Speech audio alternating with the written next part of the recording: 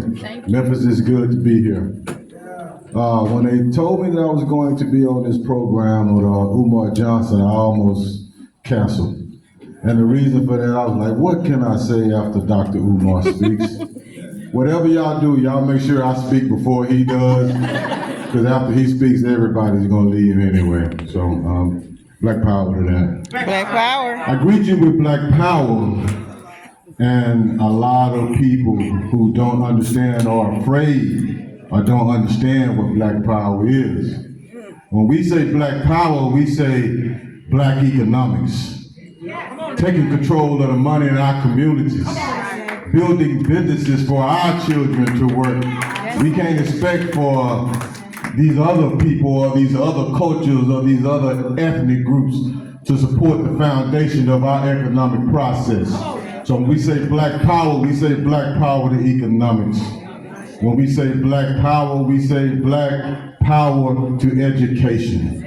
A true education, a real education where people know who they are, where they know how proud their people are. Not this whitewashed stuff that they're giving us now about George Washington never told a lie. That's a lie.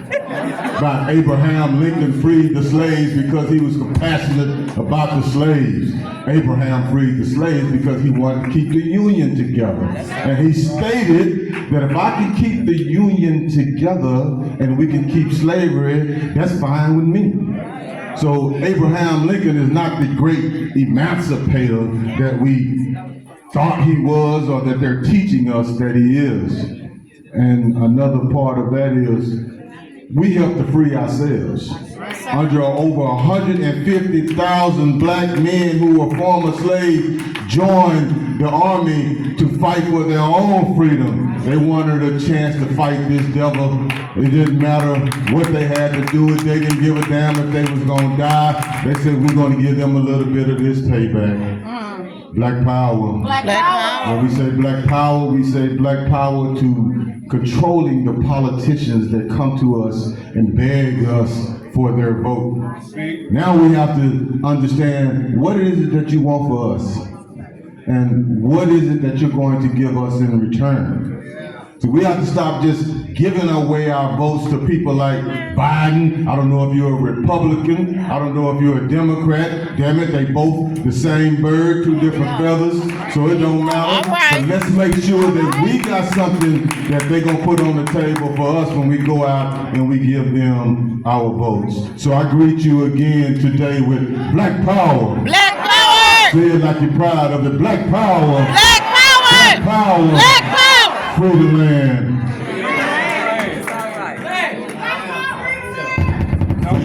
Free the land. I'm black to you, brother. I'm looking at the program and it says a celebration for fathers. And we understand that no other man in history needs the support of the black community, the black woman, than the black man. All right. We have been scrutinized. We have been discredited. We have people see us as ignorant men and buffoons, but we tell you that's not who we are. That's who your media wants people to think that we are, but that's not who we are. We are fathers. Yeah. You can tell we fathers because everybody in here got a daddy. Am I right? So it had to be something good about your daddy because you're here today to testify for that. So if you got a good father in your life, if you have a good man in your life, damn it, stand up and give him an applause. Give him an applause. Come on, black people. All right. It is dear. Yes. It is dear to my heart that black men get more support from other black men, that we get more support from our sisters. You know, after a hard day's work, you know, they think every black man is out on the corner and we slanging weed and we slanging the rock and we slanging the heroin. But what about those of us that get up, work 8 and 10 hours a day to make sure there's a roof over the head of our families? Work 8, 10 hours a day to make sure that there's a meal for our babies to eat at night. So I thank you for putting together this celebration and this discussion on the topic of Black fathers. It is very well needed. Black power. Y'all Black keep giving power. them black power tonight, Black y'all. power. I am absolutely new at being a public speaker. Actually, this is my first assignment. So All right. if I stumble a little bit, hold me up, lift me up. That's right. Let me know that everything is going to be all right. Right. Part 2 of our agenda, the Honorable Martin Luther King. What can I say to you about Martin Luther King that you don't know already? Most of you know the history on Martin Luther King better than I do. But what I can tell you is Martin Luther King has a lot of different tags. People want to call him an integrationist. They want to call him a pacifist. They want to label Dr. King as some way or other. The man was soft.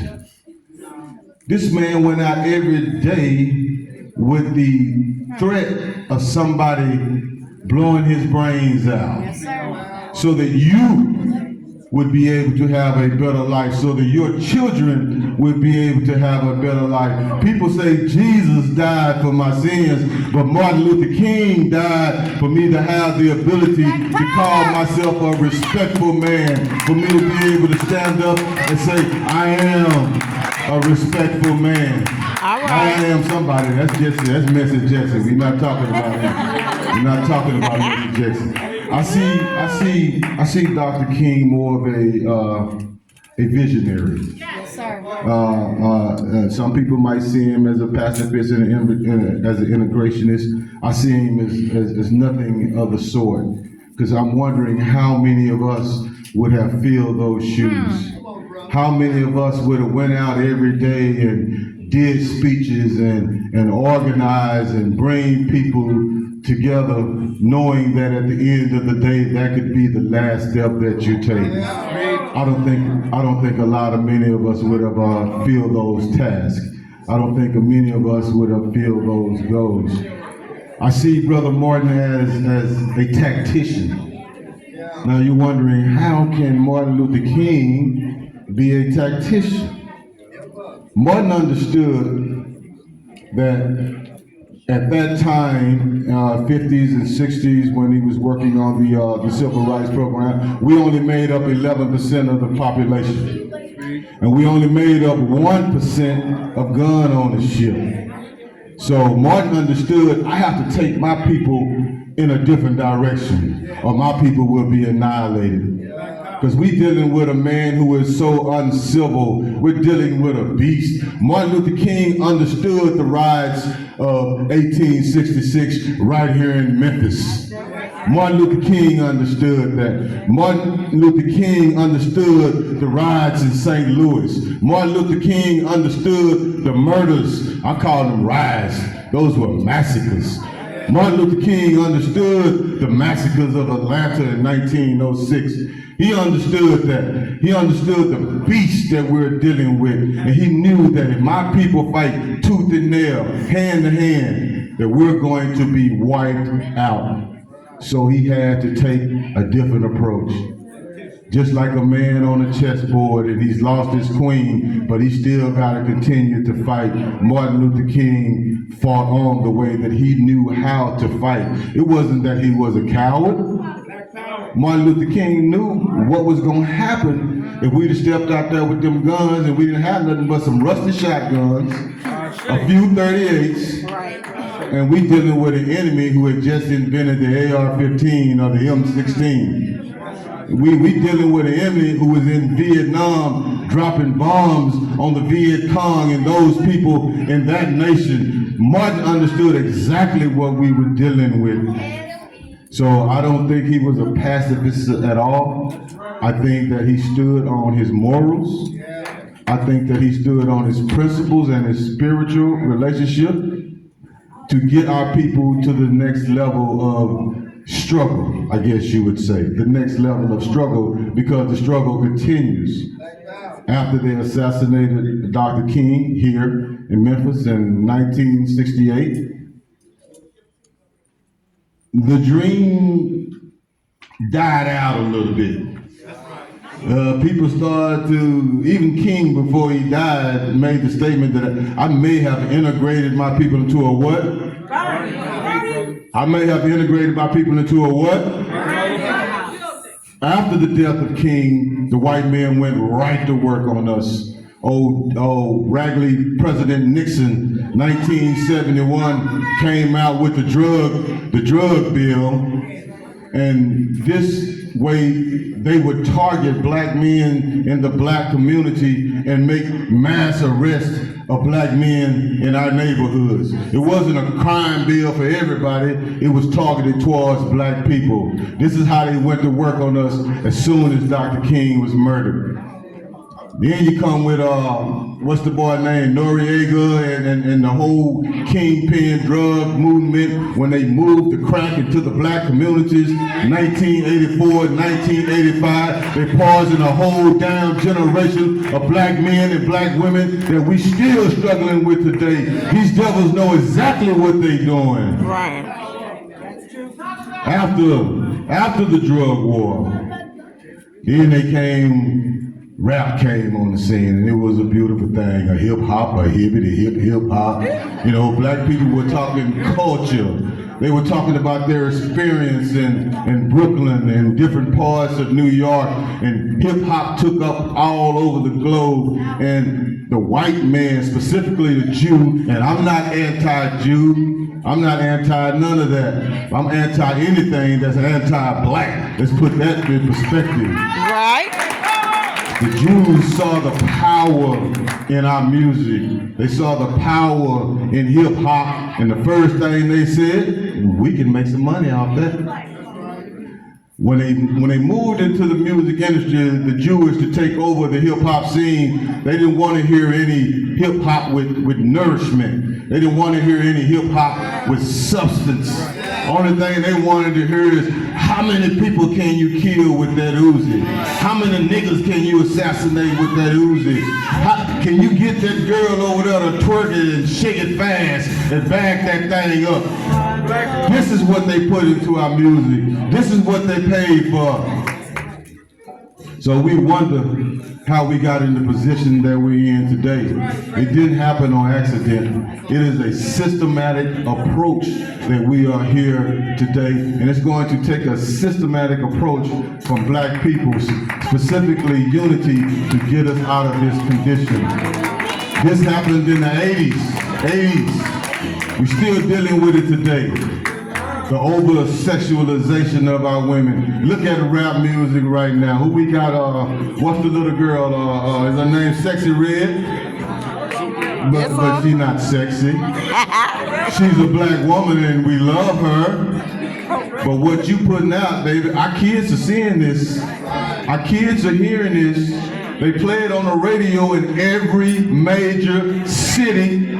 So they're affected millions and millions of minds at one time with the spin of one damn record. Right. Our male artists, NWA, and when I first heard them, I loved NWA, Ice Cube, Eazy-E, Dr. Dre. But as time went on, even then, I was in my 20s, I said, that music is dangerous. And as time went on, I started to say, what are going to be the repercussions of this music? We see what it is today. We look at the tragedies that go on in Memphis. We look at the tragedies that go on in Jackson, Mississippi. We look at the tragedies that go on in East St. Louis. All of it effect of the music, the poison that they are giving to our children. So you wonder, putting it back together with the black man, you wonder how they look down on the black man. It comes from the culture that they are putting on us, that they are giving us, coming from the music, coming from the drugs. Did you know when an African comes from Africa and he has to go through processing, they show him videos of black people in our communities, and they show these Africans of our men fighting and pointing guns at the screens, and they show these images of our women twerking and fighting each other, and they tell those Africans, don't live anywhere with them. Don't integrate your family with these black people from America, which we are descendants of Africa, the new African. Black power, Black power. free the land.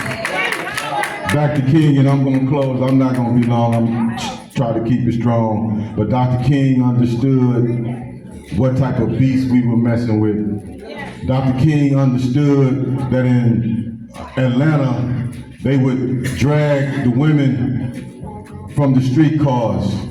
That in Tulsa, Oklahoma, after they burned down the homes, they would drag the families out of the house and throw the damn babies back in the house while the house was still on fire. Wow. Dr. King understood what happened with Jesse Washington in Waco, Texas, when they claimed he raped one of those dirty savages, and we know she was just messing around with somebody else and she couldn't tell her husband, so she blamed it on the black man. Dr. King understands that they burnt this man alive, burned him alive. And when he was done burning, they took parts of his body and kept them for trophies. They took the man's ears. They took the man's feet. So we're in a position right now, because we have all the knowledge. Now we have to put it together. We have to unify as a people. We have to come together. We have to reclaim our culture. We have to emphasize Sankofa. We have to go back and we have to get it, and we have to teach these children who we truly are. Black power. Black power. So I'm gonna leave y'all with that. Join the new Black Panther Party if you can. Join the Republic of New Africa if you can. Be part of a progressive movement to save black people in general. You can get in contact with Sister Tawana right here in Memphis. You can hit us at our email, nbpp4defense@gmail.com. That is nbpp4defense@gmail.com. Join the new Black Panther Party. Join any progressive organization. It don't have to be the Panthers, but you just can't sit with your hands under your butt and not do nothing. UEP. You gotta be part of something. So I leave you again. Black power. Black power. Black power. Black power. Black power. Black power.